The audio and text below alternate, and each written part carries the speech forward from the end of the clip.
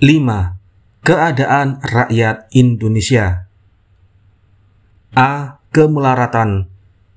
Berapa ribu, bahkan berapa ratus ribu rakyat Indonesia yang meringkuk dengan perut kosong di atas balai-balai setiap hari saat melepas lelahnya. Tak terjelaskan dengan tepat. Pemerintah punya catatan angka-angka yang lengkap tentang kebun-kebun dan perusahaan yang menguntungkan, terutama nama-nama orang yang wajib membayar pajak, tetapi lupa memberi kepastian tentang penghidupan rakyat seluruhnya. Memang kadang-kadang dibentuk oleh pemerintah suatu panitia, tapi badan itu tak mewakili rakyat, dan tentu saja panitia itu tidak pernah mendakwa kapital besar, meskipun mencela saja. Pemeriksaan teratur dan merdeka sebagai bukti maksud-maksud yang suci belum pernah kedengaran. Jika kita mau tahu berapa jumlah buruh industri, kebun-kebun, dan pengangkutan, tentulah dengan jalan itu kita mengetahui berapa banyaknya budak belian kolonial yang kelaparan di Indonesia. Sebagian besar dari buruh industri itu miskin, sebab kepada perusahaan besar-besar itu, mereka harus menjual atau menyewakan tanahnya, sehingga akhirnya kehilangan tanah dan mata pencaharian. Hal itu tidak mungkin disebabkan oleh ketidakpedulian dan kelalaian pemerintah ini. Meskipun kita bekerja dengan angka-angka yang tak cukup, ini belum berarti bahwa keadaan rakyat Indonesia adalah buku yang tertutup bagi kita.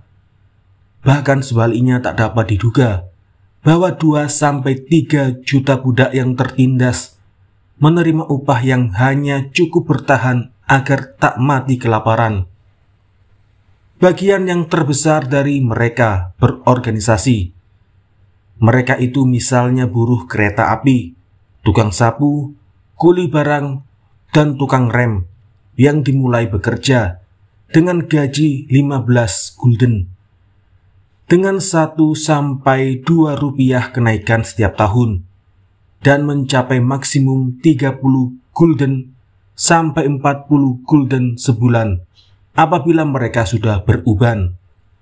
Sungguh gaji itu terlalu sedikit di zaman kapitalisme, dan hal ini sangat menyedihkan, mengingat kepada kecermatan dan tanggung jawab sekumpulan buruh itu bergantung hidup beribu-ribu manusia. Jika beratus ribu buruh gula yang karena tak berorganisasi tidak berani meminta tambah gajinya, jika kaum tani yang kehilangan tanah hanya bekerja beberapa bulan dalam waktu setahun dengan gaji 30 atau 40 sen sehari, yakni di waktu memotong tebu, jika 250-300 ribu kuli kontrak yang dinamakan kuli merdeka di Sumatera Timur mendapat upah 30-40 sen sehari, siapakah yang berani mengatakan bahwa di masa ini seseorang, meskipun ia seorang inlander dengan anak bininya, dapat hidup sebagai manusia dengan upah 12-25 rupiah sebulan? Jika ada orang yang berkata seperti itu, ia adalah seekor keledai, atau lebih hina lagi, adalah seorang pengkhianat. Tukang-tukang besi segolongan buruh yang besar gajinya di negeri-negeri lain. Di Surabaya sangat rendah gajinya, tinggal seperti di kandang anjing. Makanan, pakaian, dan keperluan hidup lain-lain tak cukup. Hingga kekallah mereka jadi mangsa lintah darat Tionghoa dan Arab, kita masih mendengar gaji mereka antara 30-40 rupiah. Di Surabaya yang dikenal sebagai kota dagang, gaji itu berarti sekedar penghalang agar jangan sampai mati.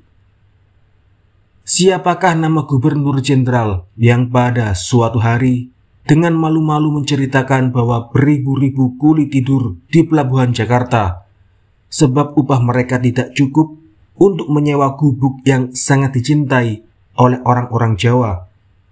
Sudah begitu memalukan dan tak menentunya nasib kaum buruh yang notabene masih kerja itu. Bagaimanakah halnya dengan kaum penganggur yang makin lama makin banyak itu? Dalam Verslag van de Zwicker Enquete Kommissie halaman 99, kita baca kalimat yang sangat berarti. Agaknya setengah dari keluarga rakyat di Pulau Jawa, termasuk orang yang mempunyai tanah, dan selebihnya hidup dari perusahaan dan perdagangan bumi putra ataupun bukan. Di sana tentulah beratus ribu manusia yang tak punya apa-apa, yang kadang-kadang bekerja pada salah seorang peladang dan dengan tidak pada tempatnya menamakan dirinya petani. Selain itu, di kota-kota tidak sedikit orang yang bergelandangan di sepanjang jalan, makan sesuap kala pagi dan sesuap kala petang. Kita tidak mempunyai statistik yang lengkap, benar, dan sah tentang berapa jumlahnya. Tetapi siapapun yang pernah tinggal di kota gula seperti Banyumas, Solo, Kediri, dan Surabaya, serta ia sungguh memperhatikan kehidupan rakyat, ia akan tercengang dengan kesabaran dan kebetahan rakyat menanggung kesusahannya, bahwa pajak jauh melewati kesanggupan penduduk, tidak asing lagi bagi orang-orang pemerintah. Semua dan setiap yang bernyawa, meskipun dia tidak berpencaharian, mesti membayar pajak. Kutipan-kutipan dari segala pihak dapat kita cantumkan, tetapi karena kita anggap tidak berfaedah, tak perlu kita tambahkan di sini. Sepintas lalu kita katakan bahwa industri besar dan kongsi-kongsi perdagangan juga membayar pajak. Akan tetapi, hal itu adalah perkara perjanjian belaka. Karena dengan berbagai cara, pajak itu dapat ditimpakan di atas kepala rakyat Indonesia yang melarat dan tak punya hak lagi itu. Padux, penasihat pemerintah Tiongkok, dalam Memorandum of the National Commission for Study of Financial Problem, menentukan bahwa setiap kepala di Filipina, Indochina, Prancis, Siam, Indonesia, dan Tiongkok masing-masing membayar pajak $7,5, $8,5, $9,5, $15,5, dan $1,2. Jadi, pajak yang tertinggi di Indonesia, 2 kali Filipina, hampir 2 kali Indochina, Prancis, dan 12 kali Tiongkok. Perhitungan itu diambil menurut perbandingan sebelum tahun 1923. Waktu itu masih ada Inlandsverponding, satu perbuatan hina yang tidak tahu malu, sebagaimana yang belum pernah dilakukan oleh seorang raja yang selalim-lalimnya di Jawa.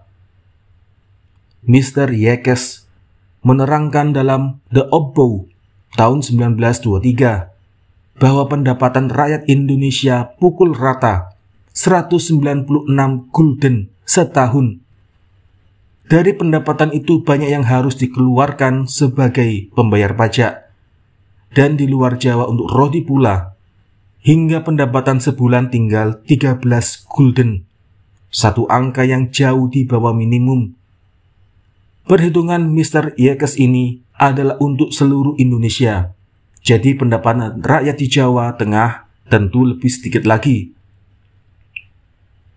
Kita di zaman modern ini sedih dan heran melihat orang Jawa yang tinggal di pondok-pondok rombeng atau tak bertempat tinggal sama sekali, kelaparan dan berpakaian kotor compang-camping, hidup dalam iklim yang sangat membahayakan seperti di Indonesia, kurang terawat kesehatannya disebabkan wabah malaria, cacing tambang, kolera, dan sampar. Hanya ratusan ribu yang mati di waktu penyakit itu merajalela. Suatu keuletan yang patut dipuji. B. Kegelapan.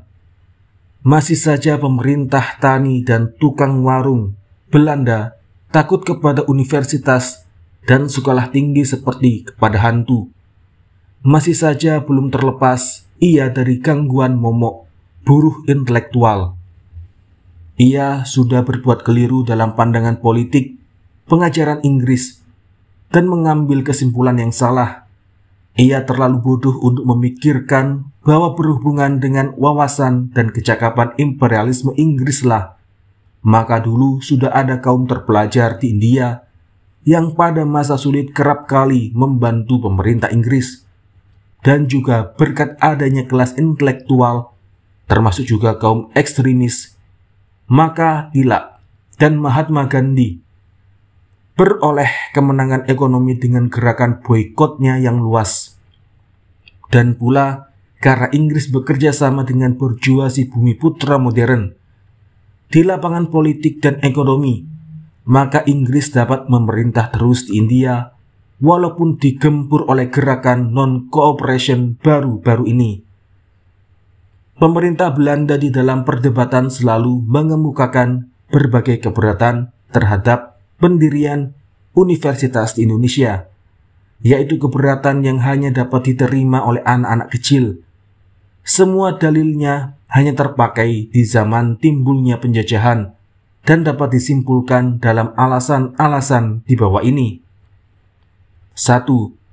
Bahwa pemerintah ini sesudah menyesal seharusnya sekarang menjadikan dirinya pendidik rakyat Indonesia dengan belanja rakyat sendiri dan sepatutnya memberi pengajaran yang sebaik-baiknya kepada anak-anak Indonesia jika ia tidak doyan omong kosong. 2. Bahwa bangsa Indonesia baik otak maupun kebangsaan tidak lebih tinggi, juga sebaliknya tidak lebih rendah dari bangsa mana saja, dan bahwa mereka itu sungguh matang untuk menerima pengajaran yang macam mana sekalipun. 3. Bahwa Universitas Indonesia yang pertama tak perlu cangkokan atau tiruan dari Eropa, tetapi dengan memperhatikan perguruan tinggi di Eropa berdasarkan pada kecerdasan rohani dan keadaan masyarakat Indonesia sendiri pada masa ini. Filipina yang 12 juta penduduknya sudah mempunyai 4 universitas dan beberapa sekolah tinggi, tapi Indonesia dengan penduduknya yang 5 kali lebih banyak belum mempunyai satu pun juga.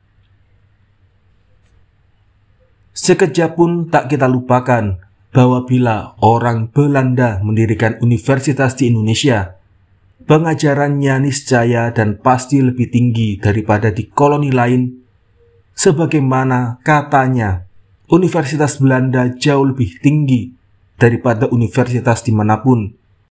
Tanpa mempedulikan tabiat menurutkan kata hati itu sendiri, kita hanya ingin mengatakan kepada Belanda, cobalah dulu tunjukkan kecakapanmu itu di Indonesia. Perbuatan itulah yang sebenarnya harus kamu buktikan. Tetapi selain duit yang bagi seorang Belanda lebih berat timbangannya daripada cita-cita dan alasan politik, ada pula pandangan politik lain yang tak dapat kita harapkan dari si Belanda tani dusun yang dungu itu.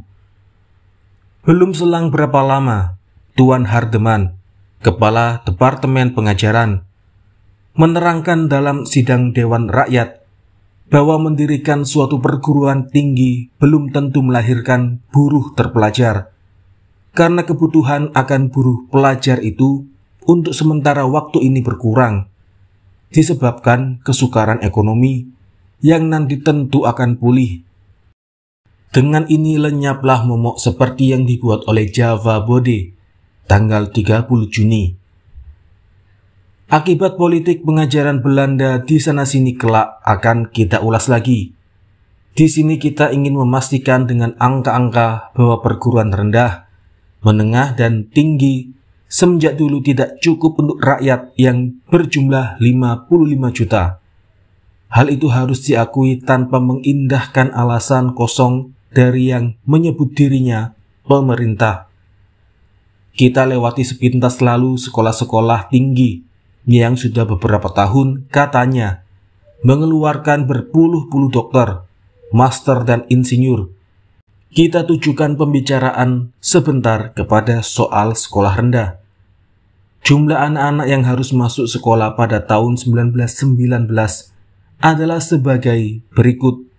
HIS 1%, sekolah rakyat 5%, sekolah desa 8%, sampai 14%. Lebih kurang 86% anak-anak yang seharusnya bersekolah tak mendapat tempat menurut Perslah Kongres NIOG tahun 1923 yang diumumkan dalam Indis Koran. Mereka yang bisa membaca dan menulis sekarang ditaksir 5% sampai 6%, mungkin juga 2% sampai 3%. Jumlah belanja perguruan di tahun 1919 menurut kabar yang sah adalah 20 juta gulden dan 75 juta gulden untuk 150.000 orang anak-anak Eropa dan 12,5 juta gulden untuk anak-anak dari 55 juta tukang bayar pajak rakyat Indonesia. Pada tahun 1923, belanja perguruan itu 34.452.000 gulden. Jadi untuk seorang anak bumi putra, pada waktu itu dikeluarkan 30 sen. Sama artinya 1/7 dari yang dikeluarkan untuk anak Filipina. Untuk badan-badan lain yang memperlihatkan contoh yang baik kepada rakyat yang tak senang, seperti polisi, militer, dan armada, pada tahun itu dikeluarkan belanja sebesar 156.274 juta gulden. Tambahan pula seperti yang sudah dimufakati antara dia sama dia. Di lain tahun akan dibelanjakan 300 juta gulden. Satu beban yang berat sekali di atas bahu si Kromo yang merana itu. Kita, kaum revolusioner, pada tahun 1921 bermaksud untuk memperbaiki keteledoran pemerintah dalam pendidikan itu dengan mendirikan sekolah-sekolah sendiri, dengan menempuh berbagai macam kesusahan, seperti sulitnya teknis, kepegawaian, keuangan, politik, dan polisi. Akhirnya dapat kita dirikan di seluruh Jawa 52 buah sekolah, dengan kira-kira 50.000 orang murid, dan jumlah itu bertambah banyak. Akan tetapi sekolah itu digencet dengan kekerasan. Dengan alasan yang tak cukup, setiap waktu guru-guru di sekolah itu dilarang mengajar, dan orang tua murid-murid ditakut-takuti. Pukulan penghabisan dijatuhkan Serikat Hijau, sebuah kumpulan penyamun yang dikerahkan, diupah, dan dipimpin oleh pemerintah dan orang-orangnya. Penyamun upahan ini disuruh membakar sekolah, menakut-nakuti, dan menganiaya orang, murid dan guru-gurunya, dan perintah dijalankan oleh mereka dengan sungguh-sungguh. Sebuah pergerakan rakyat yang sehat menuju ke pemberantasan buta huruf yang dipimpin dengan gembira dan tak memandang susah payah oleh kaum revolusioner di Priangan pada tahun 1922 ditimpa nasib yang seburuk itu pula.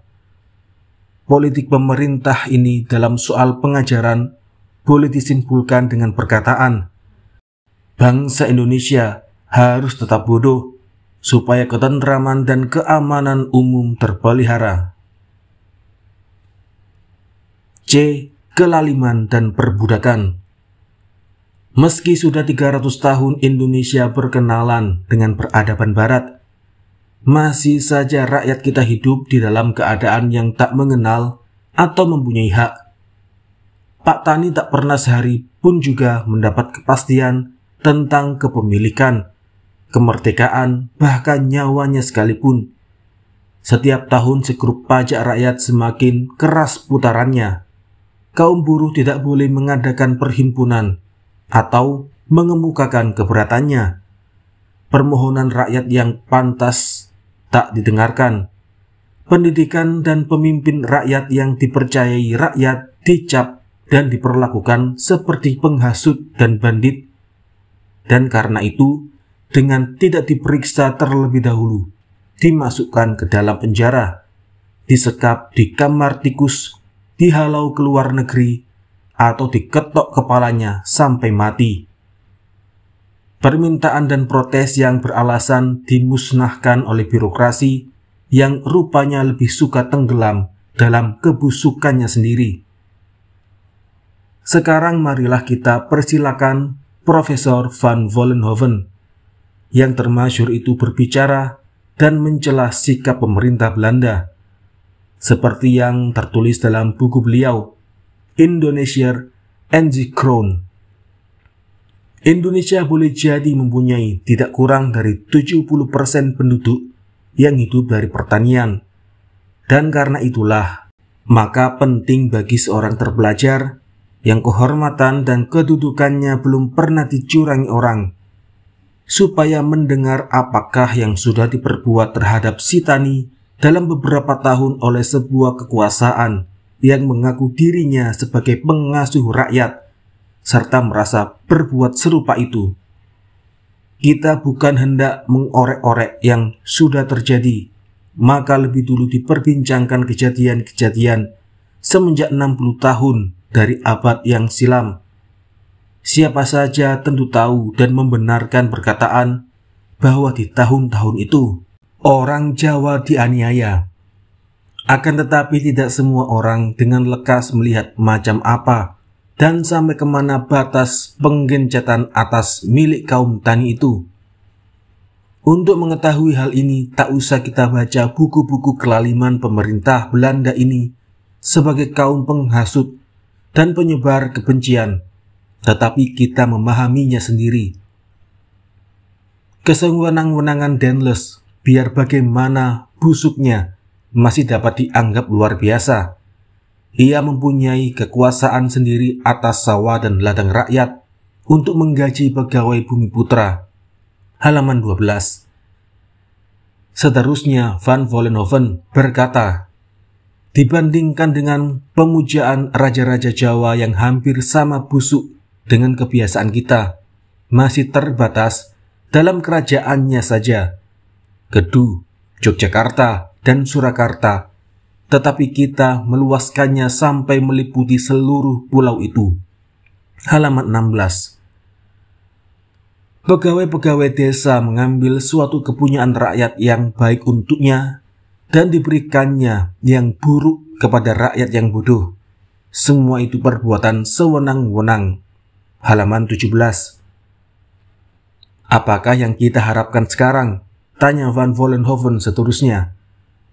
Apakah kita berangsur-angsur akan menghentikan kerewelan perkara sawah ladang karena pajak tanah? Ini sudah terjadi.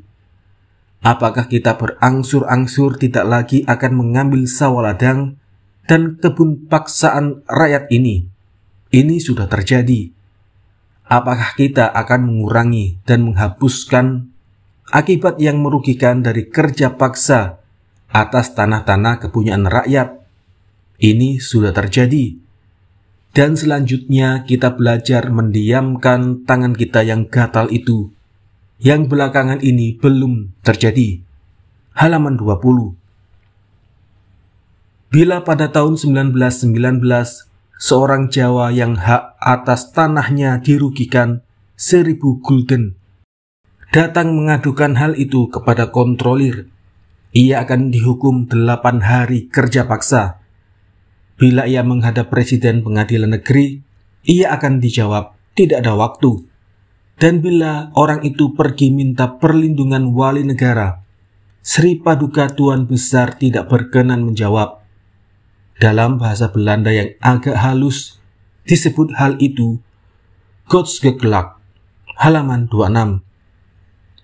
Seringkali terjadi di tengah-tengah sebidang tanah yang akan diberikan pemerintah kepada tuan-tuan besar kebun, ada sawah atau ladang bumi putra.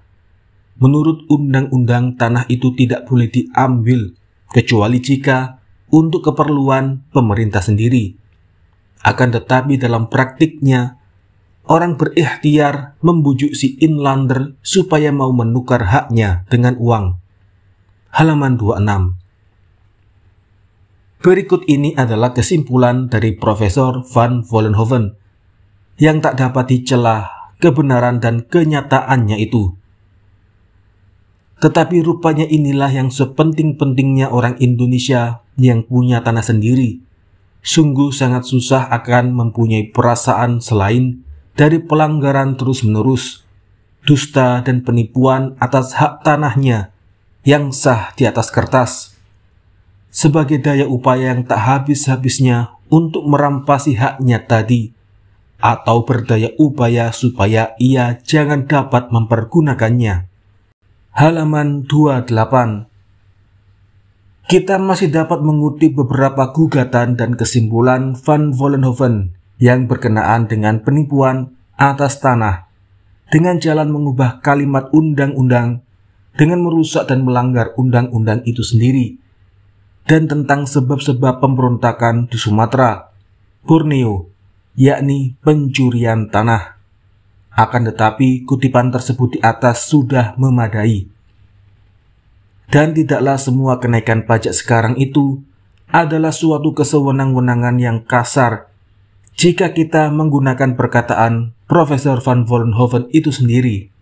Apakah rakyat kita diberitahu waktu pemerintah mengambil suatu keputusan dan memperbincangkan kepemilikan, pekerjaan, dan kemerdekaan kita?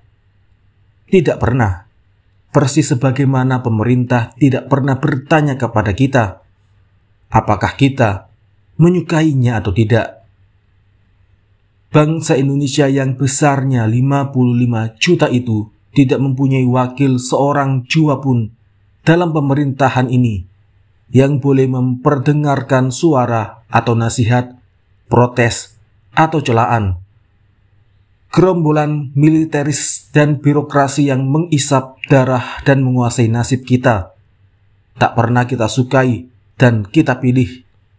Mereka tak dapat kita hentikan sebab kita tak punya kekuasaan politik. Mereka ini mesti kita terjang bila kita tidak suka kepada mereka. Lain tidak. Kesimpulannya, sekalian dan peraturan yang menguasai kita di Indonesia dibuat sesuka hati mereka sendiri. Dan pembayaran pajak dalam teori atau praktik semuanya adalah pencurian. Marilah kita perhatikan nasib 300.000 kuli kontrak yang katanya dilindungi oleh pemerintah ini. Upah yang kurang lebih 12 gulden sebulan sungguh hampir tak cukup untuk membeli pakaian yang biasanya koyak-koyak. Sebab setiap hari dipakai kerja di kebun. Sehari bekerja 14-18 jam. Sebab kebun-kebun tembakau biasanya jauh letaknya dari pondokan kuli, lebih tepat kandang kuli, meskipun di dalam kontrak hanya tertulis 10 jam. Perlakuan pengawas-pengawas kebun bangsa Eropa lebih tepat digambarkan sebagai penikaman, pembacoan, penganiayaan dan pembunuhan atas asisten-asisten kebun dan kehalusan yang diusik-usik hingga menjadi kekejaman. Disinilah terjadi pergaulan sosial yang diracuni oleh judi, candu, dan persundalan yang merendahkan tabiat kuli-kuli dan menyebabkan mereka banyak berutang kepada majikannya hingga kontrak mereka terpaksa selamanya diperbaharui. Syarat-syarat kerja seperti itu langsung atau tidak dipikulkan di atas kaum tani yang kebanyakan buta huruf dan dungu. Mereka ditekan dalam satu kontrak yang diakui oleh pemerintah. Dalam kontrak itu disebutkan mereka tak boleh berorganisasi dan mogok. Yang dengan jalan itu mereka dapat menagih upah dan syarat-syarat kerja yang sedikit mendingan seperti di negeri-negeri lain. Hal itu diakui oleh pemerintah. Sungguh hal itu hanya dapat dipertahankan oleh saudagar budak di zaman biadab. Marilah kita ingat kejahatan-kejahatan yang dilakukan di Delhi. Marilah kita ingat penganiayaan baru-baru ini yang dilakukan oleh orang-orang Eropa di Lampung dan Sumatera Selatan, yaitu kejahatan yang dianggap sebagai dongeng saja di abad ini. Bahkan lebih dari dongeng. yaitu ringannya hukuman yang dijatuhkan oleh pemerintah atas bajingan-bajingan Eropa itu. Kaum buruh industri, perkebunan dan pengangkutan yang beratus ribu atau beberapa juta di Jawa dan lainnya yang diperbudak tidak dengan kontrak, yang katanya buruh merdeka, bernasib tak lebih baik daripada budak kontrak asli. Satu persatu kakinya diikat dengan rantai aturan hingga tak dapat berorganisasi dan berjuang melawan kapitalis yang sewenang-wenang. Di dalam Dewan Rakyat, Majelis Tinggi dan Rendah, dan surat-surat kabar yang berlainan tujuan itu, telah berulang-ulang diperbincangkan hak organisasi dan mogok dari kaum buruh Indonesia. Tak perlu kita ulang lagi di sini, atau kita uraikan hukum-hukum paksa itu. Sekali lagi dikatakan, undang-undang itu bukanlah menurut perasaan modern, tetapi aturan paksa yang dihadapkan oleh segerombolan kaum birokrat kepada buruh Indonesia, buat pengikat segala daya upaya mereka menuju perbaikan nasib. Semua undang-undang yang dijalankan itu menyebabkan kita teringat kepada zaman biadab dan perbudakan yang gelap. Begitu banyak undang-undang paksa terhadap politik gerakan, sehingga tak dapat kita terus terang mengatakan atau menulis sesuatu mengenai si penjajah atau yang dapat membukakan mata rakyat yang terbelenggu ini. Rakyat Indonesia mesti menutup mulutnya jika terjadi penganiayaan atas diri pemimpin-pemimpin yang mereka percayai dan kasihi.